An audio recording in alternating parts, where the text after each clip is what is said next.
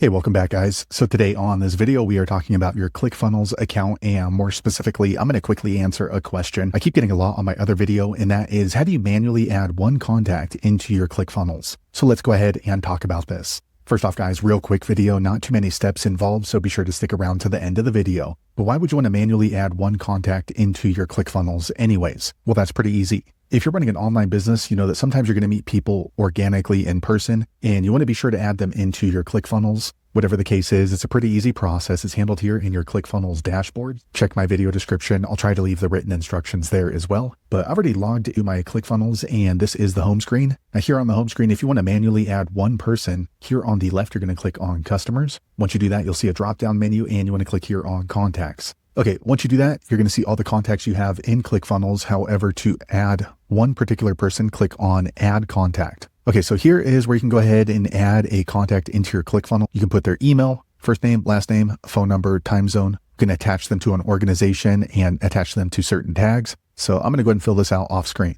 Okay, I went ahead and filled this out, and I'm going to click on Create. Okay, quick second later, the page refreshes. Now you can see that we have added a new contact right here into our ClickFunnels. So there you have it, guys. If you're wondering how to manually add one contact into your ClickFunnels, that's the easiest way I know how to do it. If you know an easier way, be sure to leave a comment below. Let the rest of us know how you did it. Hopefully you found that video useful. If so, click thumbs up, or maybe consider subscribing to my channel, and I hope to see you on the next video. Thanks again for watching.